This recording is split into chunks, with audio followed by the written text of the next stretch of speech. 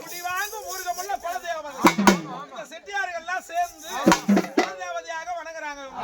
இந்த பெரும்பேர் எல்லையில் இந்த எல்லையிலே அம்மா வரும்பொழுது